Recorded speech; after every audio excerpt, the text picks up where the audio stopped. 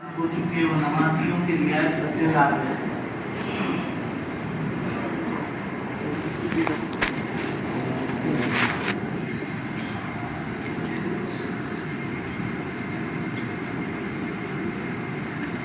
دسواں پارہ اس میں سورہ توبہ تلاوت کی گئی۔ سورہ توبہ کے دو نام نقل کیے گئے، ایک تو سورہ توبہ ہے، سورۃ التوبہ، اور دوسرا جو ہے اس کا نام سورۃ البراۃ، دو نام اس کے نقل کیے گئے۔ یہ سورت جو ہے مدینہ منورہ میں نازل ہوئی اور اس میں اللہ تبارک و تعالیٰ نے تینوں کا حال بیان کیا ہے۔ مدینہ منورہ میں تین قسم کے لوگ ہو گئے تھے، جبکہ مکہ مکرمہ میں صرف دو ہی لوگوں سے سابقہ پڑا تھا۔ مکہ مکرمہ میں ایک تو ایمان والے تھے یا پھر کافر اور مشرک، لیکن مدینہ منورہ جب تشریف لائے اللہ کے نبی علیہ السلام تو یہاں وہ سارے کے ساری انسانیت تین حصوں میں بٹ گئی۔ ایک تو ٹھہرے کافر مشرک، دوسرے ٹھہرے اہل ایمان والے، اور تیسری جو ہے سب سے خطرناک قوم اور سب سے خطرناک جماعت جو بنی وہ منافقین کی بنی۔ منافقین کسے کہتے ہیں؟ کہ جو صرف زبان سے ایمان کی باتیں کرے، اسلام کی باتیں کرے اور دل سے باقاعدہ کفر پر راضی رہے، دل سے کیا کرے؟ کفر پر راضی رہے۔ جیسا کہ منافقین کا حال تھا کہ حضور صلی اللہ علیہ وسلم کے پاس آتے تو کہتے تھے الم نکن معکم، ہم لوگ آپ کے ساتھ نہیں ہیں، اور جب اپنی ہی جماعت میں جاتے، اپنے لوگوں میں ملتے تو کہتے ہم تو ان کا مذاق اڑانے کے لیے جاتے ہیں۔ کس کا؟ نبی اکرم صلی اللہ علیہ وسلم کا اور صحابہ کا مذاق اڑانے کے لیے جاتے ہیں۔ اور سب سے زیادہ دین کو نقصان اگر کوئی پہنچا ہے تو کس قسم کے لوگوں سے پہنچا ہے؟ علماء نے لکھا ہے آج کی تاریخ میں یہ تقسیم نہیں ہے، آج کی تاریخ میں بس یہ دو ہی بارڈر ہیں، کفر اور شرک، اور دوسری اسلام یا مسلمان یا مومن، بس یہی۔ کسی کو ہم کہہ نہیں سکتے کہ تو منافق ہے، ہاں اپنے آپ کو ضرور کہہ سکتے کہ تو منافق ہے۔ میرا جملہ ذرا دھیان سے سنو، ہم کسی کو نہیں کہہ سکتے کہ تو منافق ہے، ہاں اپنے آپ کو ضرور کہہ سکتے کہ تو منافق ہے۔ اور یہی صحابہ کی تربیت حضور صلی اللہ علیہ وسلم نے فرمائی تھی۔ حضرت حنظلہ رضی اللہ تعالیٰ عنہ ایک صحابی ہے، گھر میں بیٹھتے تو بیویوں کے ساتھ ایسے مشغول ہو جاتے، بچوں کے ساتھ، کہ وہ کیفیت، صرف کیفیت، موڈ ہوتا ہے نا انسان کا ایک موڈ، اس کو کیفیت بولتے ہیں۔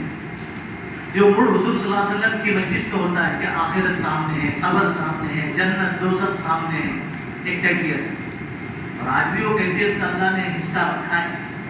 کوئی متقی پرہیزگار کے ساتھ اگر بیٹھے تھوڑی دیر تو کیا ہوتا ہے کہ اگر متقی ہے، پرہیزگار ہے، اللہ سے ڈرنے والا ہے تو آٹومیٹک دل کی کیفیت بدلنا شروع ہو جائے گی۔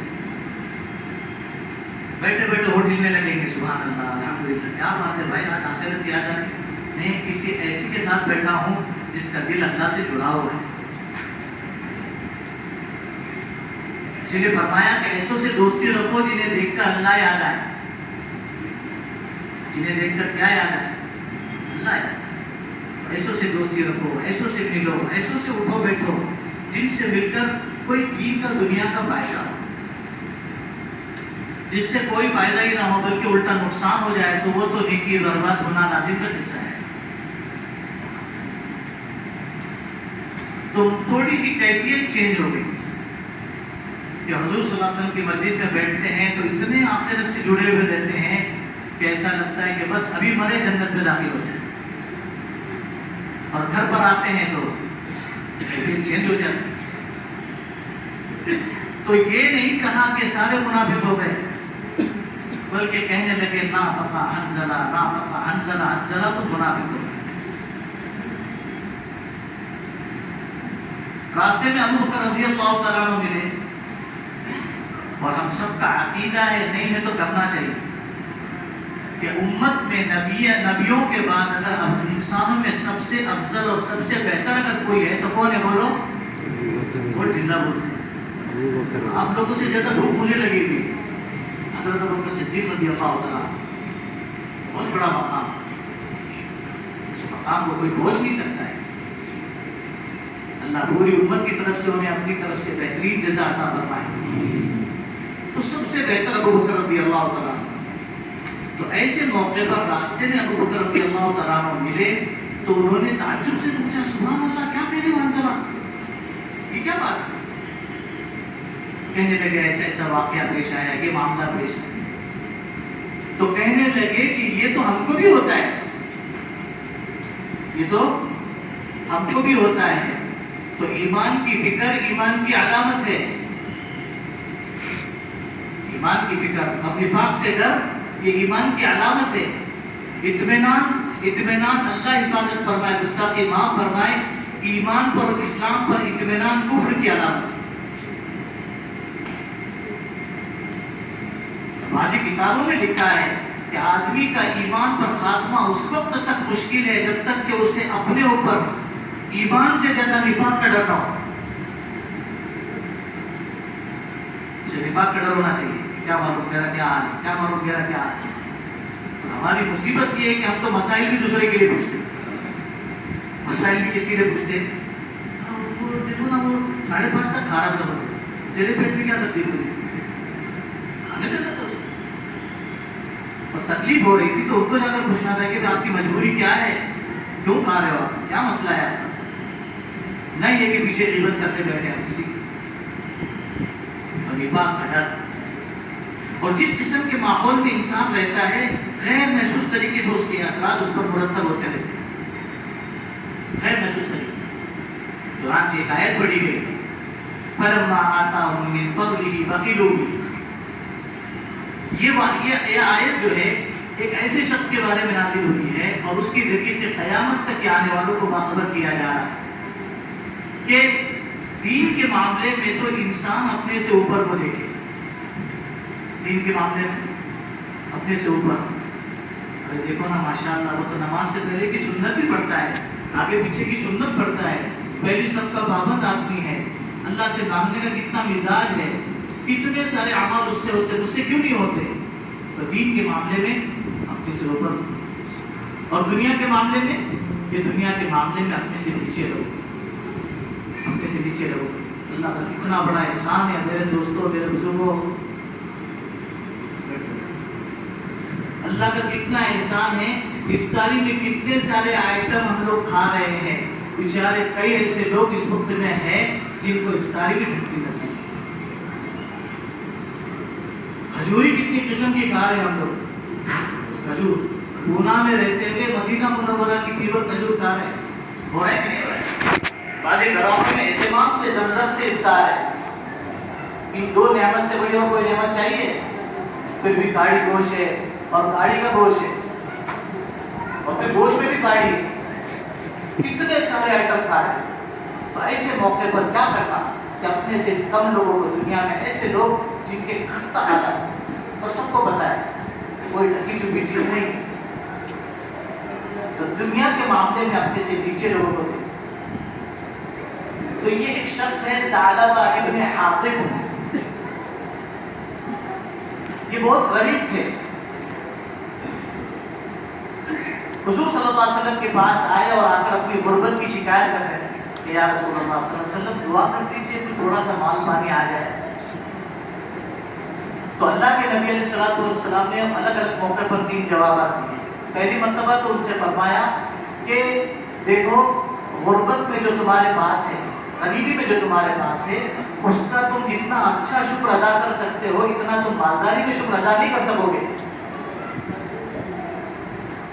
ایک موقع پر فرمایا کہ ثعلبہ جیسی ہماری گزر رہی ہے ویسے تمہاری بھی گزر جائے گی، چلتے رہو۔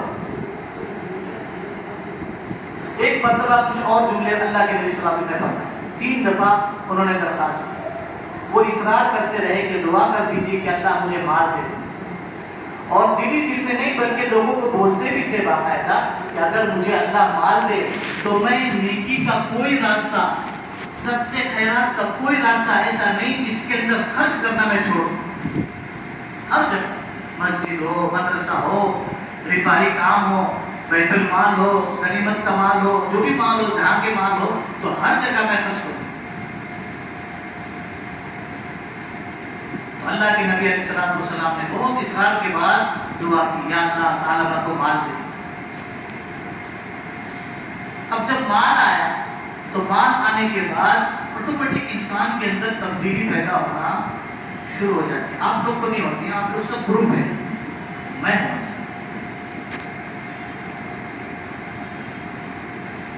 انسان میں تبدیلی آنا شروع ہو جاتی۔ پہلے حضور صلی اللہ علیہ وسلم کے پیچھے 5 نمازیں پڑھتے تھے، لیکن مال آنے کے بعد مال کیا آیا؟ بکریاں تھوڑی بڑھ گئی۔ جب بکری بڑھ گئی تو بکری کے لیے جگہ بھی ناکافی ہو گئی، مدینہ منورہ کی جو تھی وہ تو تھوڑا دور جانا پڑا باہر، اور بکریوں کی خدمت مستقل ایک کام ہوتا ہے، جن تو جو لوگ پالتے ہیں ان کو پوچھو کیا کیا ان کی خدمتیں ہوتی ہیں۔ تو اس کی مصروفیت کی وجہ سے سب سے پہلے 3 نمازیں حضور صلی اللہ علیہ وسلم کے پیچھے چھوٹ گئی، مغرب، عشاء، فجر۔ زور اثر میں آ جایا ہے۔ پھر بکریاں تھوڑی اور بڑھ گئی، جب بڑھ گئی تو ظہر اثر بھی چھوٹ گئی، اب صرف جمعہ رہ گئی۔ پھر کچھ بکریاں بڑھ گئی تو اور مصروفیت بڑھ گئی، یہاں تک کہ حضور صلی اللہ علیہ وسلم کے پیچھے کی جمعہ بھی کیا ہوگی بولو؟ چھوٹ گئی۔ کسی نیک آدمی کے پیچھے نماز پڑھنا، متقی آدمی کے پیچھے نماز پڑھنا اپنی مغفرت کا سامان ہے، اور نبی کے پیچھے نماز پڑھنا، اور نبی بھی ایسے نبیوں کے سردار ہیں، تو کوئی مغفرت میں شک ہے کیا؟ اور ان کے پیچھے نماز چھوڑنے میں، نجات میں، اس کے اندر کوئی محرومی میں کوئی شک ہے؟ تو چھوٹنے لگی نماز۔ اور جب مدینہ منورہ سے لوگ وہاں آتے دیہات کی طرف تو پوچھتے کہ حضور صلی اللہ علیہ وسلم میرے بارے میں کچھ پوچھ رہے تھے کیا؟ ایک بات اللہ تعالیٰ کی طرف سے طے ہے، منافق کو بھی اور مومن کو بھی اللہ دل کی بے چینی ضرور دیتے ہیں۔ مومن اپنے ایمان کے بارے میں بے چین ہوگا، کیا حال ہے پتہ نہیں، کیا حال ہے پتہ نہیں، کیا حال ہے پتہ نہیں، اللہ راضی کے ناراض ہو گئے، اللہ راضی کے ناراض ہو گئے، یہ بے چین ہوگا وہ۔ اور منافق اس وجہ سے بے چین ہوگا کہ میرا راز تو نہیں کھل گیا کسی پر، اس لیے بے چین ہوگا۔ تو پوچھتے رہتے تھے لوگوں سے۔ کچھ موقع پر حضور صلی اللہ علیہ وسلم نے پوچھ بھی لیا کہ ثعلبہ کا کیا حال ہے؟ کہنے لگے بس وہ تو مصروف ہو گئے، دنیا نے انہیں گھیر لیا۔ اسی دوران جو ہے زکوٰۃ کی اور صدقے کی آیتیں نازل ہو گئی کہ مسلمانوں سے جو ہے زکوٰۃ اور صدقات وصول کرو۔ اور پہلے زمانے میں زکوٰۃ وصول کرنے کا طریقہ الگ تھا۔ حضور صلی اللہ علیہ وسلم کی طرف سے یا امیر المومنین جو ہوتے تھے ان کی طرف سے افراد طے کیے جاتے، وہ آتے اور ان کے سامنے پورا مال کر دینا ہوتا تھا کہ یہ ہمارا اتنا کل مال ہے۔ اس میں سے وہ طے کرتے تھے کہ اس میں سے اتنا جانور ہے یا اتنا کھجور ہے یا جو چیز اس زمانے کی ہوتی تھی، اونٹ وغیرہ اونٹنیاں، وہ لیتے تھے۔ اس میں بھی تاکید تھی کہ عمدہ سے عمدہ مال نہ دے بلکہ درمیانی یا اس سے تھوڑا سا لو کے دے۔ تو حضور صلی اللہ علیہ وسلم نے 2 صحابہ کو بھیجا کہ جا کے وصول کرو صدقات اور زکات۔ اور دیکھو 2 لوگوں کے پاس خصوصیت کے ساتھ جانا، ایک تو ثعلبہ کے پاس اور ایک اسلمی قبیلے کا ایک آدمی ہے اس کے پاس بھی جانا۔ اب یہ لوگ دونوں وصول کرتے ہوئے حضرت یہ ثعلبہ کے پاس آئے۔ جب ثعلبہ کے پاس آئے تو اس نے دیکھا حضور صلی اللہ علیہ وسلم کو جو گرامی نامہ ہے جو لکھا ہوا ہے، جس کے اندر زکات لینے کا وصول کرنے کا جو طریقہ ہے جو اس میں بتلایا گیا تھا وہ سب پورا پڑھا، اور پڑھنے کے بعد کہنے لگے او ہو یہ تو ٹیکس ہے جو کافروں سے وصول کیا جاتا ہے، میں تو مسلمان ہوں اور مال تو پورا میرے خون پسینے کا ہے، اس میں سے کیسے زکات دوں گا، صدقہ کیسے دوں گا؟ اور پہلے جملہ یاد ہے نا، پہلے کیا سوچتی اور کیا کہتے تھے لوگوں سے؟ تو یہ کہنے لگے بھائی ہم تو دیکھو ہم کو تو جو کرنے کے لیے کہا ہے وہ ہم کرتے ہیں۔ اسلام لڑائی نہیں سکھاتا، یاد رکھنا دوستو، حق کو ثابت کرنے کے لیے کبھی اسلام لڑائی نہیں سکھاتا. ہاں جنگ کے مواقع الگ ہے, غزوات الگ ہے, لیکن جہاں تک وہ اسلام کا صریح انکار نہ کرے تو اس وقت تک لڑائی کا مسئلہ نہیں. اس لیے کہ بحث کرنے لگے تو انہوں نے کہا کہ ہم لڑنے کے لیے نہیں آئے. مسجد میں انبن ہو جائے تو کیا کرنے کا, آستین چڑھانے کا ہے نا. اگر ہم نے آستین چڑھایا تو وہ پیٹ چڑھائے گا, ہو گئے سب پہلوان. یہ بھی ہم زندہ کرنا ہوگا کچھ, یہ بھی ہم زندہ کرنے کا کوئی راستہ ہے. اسلام لڑائی کس کا ہے؟ سمجھاؤ, سمجھانے کے اندر جو کسر رہ گئی اللہ سے مانگو, صدقہ کرو اور اللہ تعالیٰ سے کہو اللہ تعالیٰ مجھے سمجھانا سکھا دے. سمجھانا نہیں آتا ہے, میرے سمجھانے میں شفقت ہوتی تو وہ مان جاتا. ابھی حال ہی میں کچھ دنوں پہلے بمبئی میں ایک بزرگ ہے اللہ والے, ان کے پاس ہم گئے تو کہنے لگے میرے 3 بیٹے عالم بھی ہے, مفتی بھی, حافظ بھی ہے. ایک بار گھر سے ریلیٹڈ, گھر سے بات تھی, گھر میں کچھ بیٹھنا پن ہو رہا تھا تو اس سے متعلق کچھ بات مجھے کرنی تھی. 13 دن تک میں اللہ تعالیٰ سے مانگتا رہا کہ اللہ تعالیٰ میں اپنے بچوں کو کیسے سمجھاؤں. کتنے دن تک؟ ارے بولو نا, سمجھتے تو میری بات نہیں, سمجھ رہے نا میری, میں تمہیں بند کروں, آپ لوگ بور ہو گئے ہو. تو 13 دن تک وہ میں مانگ رہا تھا کہ اللہ تعالیٰ مجھے اپنے بچوں سے بات کرنے کا سلیقہ دے دے, میرے اپنے بچے. اور 13ویں دن مجھے جب سمجھ میں آ گیا تو میں نے اپنے بچوں سے بات کی اور پہلی جملہ کہا کہ بیٹو 13 دن کے بعد اللہ سے مانگنے کے بعد میں تم سے بات کر رہا ہوں. اپنے بچوں سے بات کا طریقہ بھی شریعت نے سکھلایا ہے. دیکھتے نہیں قرآن پاک میں ہم لوگ پڑھتے ہیں کتنے پیارے انداز پہ لقمان حکیم اپنے بیٹے کو سمجھا رہے ہیں. یا بنیا, یا بنیا, یا بنیا, جس کا ترجمہ ہی نہیں ہو سکتا صحیح معنوں میں دیکھا جائے, کیونکہ وہ شفقت نہ ہم نے دیکھی ہے نہ ہم جانتے ہیں. یا بنیا, میرے پیارے بیٹے, نماز کا پابندی کر, لوگوں کی تکلیف پر صبر کر. اور بیٹا, فرما بردار بیٹا, اللہ کے نافرمان بندے کو اللہ کا نافرمان ہے لیکن میرا باپ ہے, تو اس کو کتنے پیار سے سمجھا رہے حضرت ابراہیم علیہ السلام.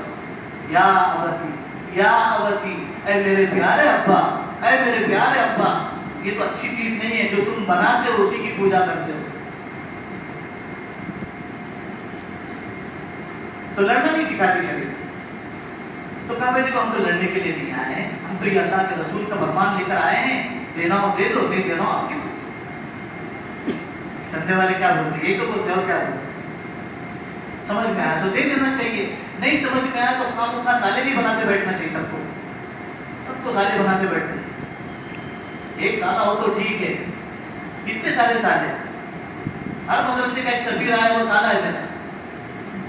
اتنی اجازت ہے شریعت میں, سالے ایسا کرتے, سالے ویسا کرتے, سالے یہ کرتے, سالے وہ کرتے. نہیں دوستوں, بہت بری بات, ایمان کی شان کے خلاف ہے, ایمان والے کی شان کے خلاف.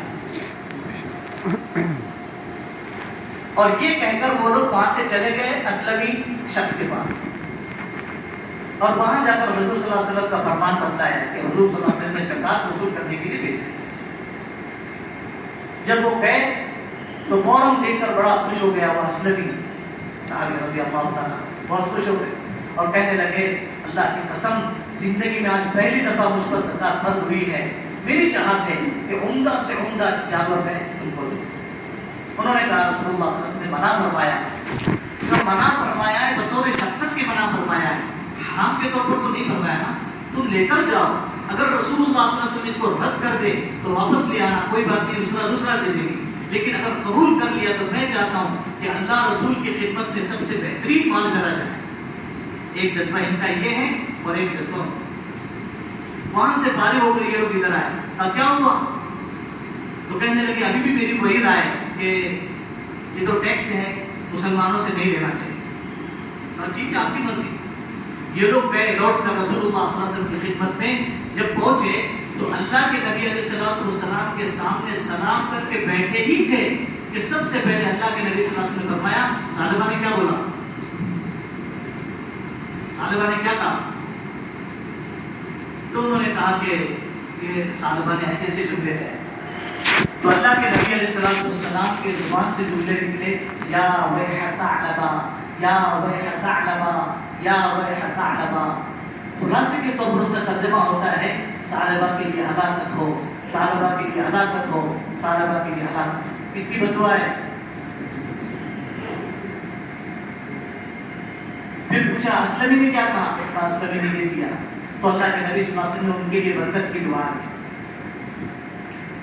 ان کے رشتہ دار وہاں بیٹھے ہوئے تھے اس مجلس میں، انہوں نے فوراً دوڑ بھاگ کر کے جا کر صالبہ کو خبر دی، صالبہ کیا کیا؟ تمہیں رسول اللہ صلی اللہ علیہ وسلم نے بددعا دی ہے، جاؤ اپنی خیر مناؤ۔ تو فوراً جو ہے اپنا زکوٰۃ کا سامان لے کر جانور کی شکل میں وہ لے کر بھاگتا دوڑتا رسول اللہ صلی اللہ علیہ وسلم کی خدمت میں آیا اور آ کر عرض کرنے لگا یا رسول اللہ صلی اللہ علیہ وسلم یہ میرا زکوٰۃ کا مال۔ تو اللہ کے نبی علیہ الصلوۃ والسلام نے کیا فرمایا؟ اللہ کے نبی علیہ الصلوۃ والسلام نے فرمایا اللہ نے حکم دیا تھا وصول کرنے کے لیے تو بھیجا تھا میں نے، اب اللہ نے منع کر دیا میں وصول نہیں کر سکتا۔ اب تمہارے مال کی اللہ اس کے رسول کو کوئی ضرورت؟ ماحول بدلتا ہے نا میرے بزرگ عزیزوں، تو زبان کے الفاظ بھی بدلتے ہیں، سوچ بھی بدلتی ہے، اور اس کے ساتھ ساتھ پھر اندر کی حرکتیں بھی بدلنا شروع ہو جاتی ہیں۔ اللہ کے نبی علیہ الصلوۃ والسلام دنیا سے چلے گئے، پردہ فرما گئے۔ پھر اس کے بعد حضرت ابوبکر صدیق رضی اللہ تعالیٰ عنہ کا دور آیا، تو حضرت ابوبکر صدیق رضی اللہ تعالیٰ عنہ کے زمانے میں اپنے پچھلے سالوں کی پوری قضا لے کر وہ زکوٰۃ کا مال لے کر گیا کہ ابوبکر یہ میرا زکوٰۃ کا مال قبول کر لو۔ تو حضرت ابوبکر صدیق رضی اللہ تعالیٰ عنہ نے فرمایا جس مال کو اللہ نے اور اس کے رسول نے قبول نہ کیا ہو، ابو بکر کی کیا مجال ہے کہ اس مال کو قبول کرے، رد کر دیا۔ پھر حضرت عمر رضی اللہ تعالیٰ عنہ کے زمانے میں آئے، پھر حضرت عثمان رضی اللہ تعالیٰ عنہ کے زمانے میں منافق ہونے کی حالت میں ہی مرے، اور آیت تو حضور صلی اللہ علیہ وسلم پر پہلے ہی نازل ہو چکی تھی، اسی وقت میں نازل ہو چکی تھی۔ فَأَعْقَبَهُمْ نِفَاقًا فِي قُلُوبِهِمْ إِلَى يَوْمِ يَلْقَوْنَهُ بِمَا أَخْلَفُوا اللَّهَ مَا وَعَدُوهُ وَبِمَا كَانُوا يَكْذِبُونَ، کہ ہم نے ایسے لوگ جنہوں نے ضد کے ساتھ دعا کروائی اپنے مال کی برکت کی، اور ان کے جذبے بڑے نیک تھے صدقے کے خیرات کے، لیکن ہم نے ان کے دل میں نفاق کو طے کر دیا ہے، اور قیامت میں جب وہ اللہ تعالیٰ سے ملیں گے تو منافق ہونے کی حالت میں ملیں گے۔ اس لیے اپنے ماحول کی نگرانی رکھتے رہنا چاہیے کہ ہم کہاں بیٹھ رہے، کہاں اٹھ رہے، کس قسم کے لوگوں کے ساتھ بیٹھ رہے اٹھ رہے۔ دیکھنے میں شروع میں ہر نئی چیز ذرا اچھی لگتی ہے، کل جدید لذیذ، ہر نئی چیز لذیذ معلوم ہوتی ہے، اچھی معلوم ہوتی ہے، لیکن اس کا اینڈ کیا ہے، اس کا انجام کیا ہے؟ اس لیے کہ اللہ کے ہاں تو خاتمے کا اعتبار ہے کہ خاتمہ کیسے ہوا تھا۔ خاتمہ اگر ایمان پر ہے تب تو کامیاب ہے، اور خاتمہ اگر گڑبڑ ہے اور اعمال ٹھیک نہیں تو پھر تو آخرت میں خسارہ ہی خسارہ ہے۔ اس لیے اپنی نگرانی کرتے رہنا چاہیے، اور اپنے اعمال کی، اپنے ایمان کی خوب فکر کرتے رہنا چاہیے۔ اللہ تعالیٰ بہت دیر ہو گئی، کل دعا کریں گے انشاءاللہ۔